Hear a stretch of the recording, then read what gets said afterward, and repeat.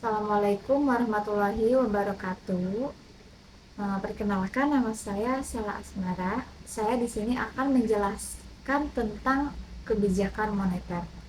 Mungkin sebelumnya kakak-kakak di sana sudah tahu kebijakan moneter seperti apa. Di sini saya akan menjelaskan kebijakan moneter seperti apa. Mari kita simak berikut ini. Apa itu kebijakan moneter? Kebijakan moneter adalah langkah-langkah yang diambil oleh bank sentral suatu negara untuk mengatur jumlah uang beredar.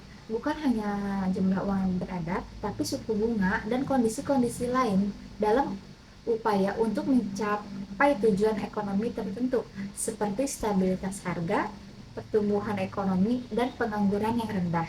Nah, di sini juga terdapat jenis-jenis kebijakan moneter.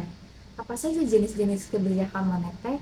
Kebijakan moneter terbagi menjadi dua. Pertama, kebijakan moneter ekspansif. Kebijakan ini bertujuan untuk merangsang pertumbuhan ekonomi dengan meningkatkan jumlah uang yang beredar dan merendahkan suku bunga.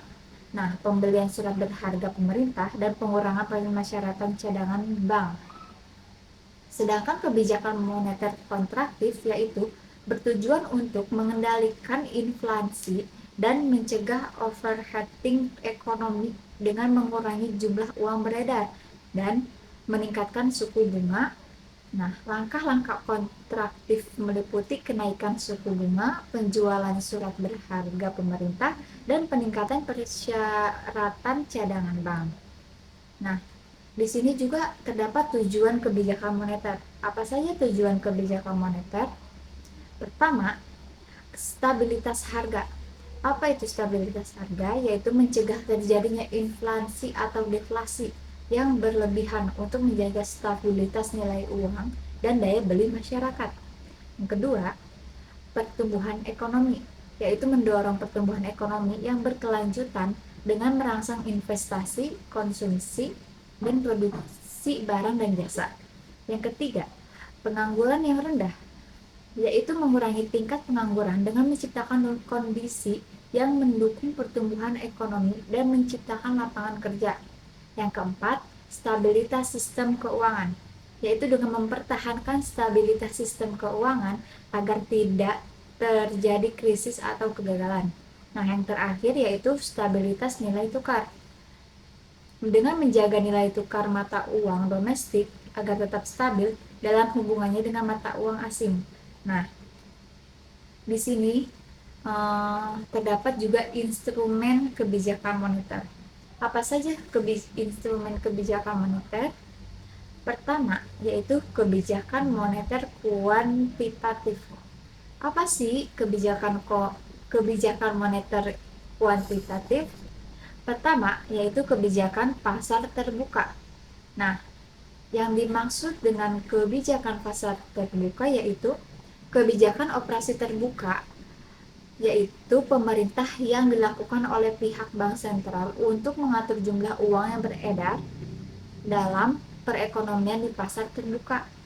Nah, ini terjadi di pasar-pasar terbuka ya. Nah, yang kedua, kebijakan tingkat diskon. Nah, kebijakan tingkat diskon ini merupakan kebijakan pemerintah di bidang keuangan dengan cara menaikkan dan menurunkan tingkat suku bunga. Nah, yang terakhir, kebijakan cadangan minimum, yaitu reserve recruitment, adalah kebijakan moneter bank sentral untuk menaikkan atau menurunkan peredaran uang. Nah, yang kedua dalam instrumen kebijakan moneter yaitu kebijakan moneter kualitatif. Apa saja yang ada di dalam kebijakan moneter kualitatif ini? Yaitu ada dua. Yang pertama, kebijakan kredit selektif, yaitu kebijakan yang dilakukan oleh pemerintah untuk menentukan pemberian atau tidaknya kredit. Nah, yang kedua yaitu himbauan moral. Himbauan moral adalah kebijakan moneter yang dilakukan bank sentral untuk mengatur jumlah uang yang beredar dengan cara menghimbau pelaku ekonomi.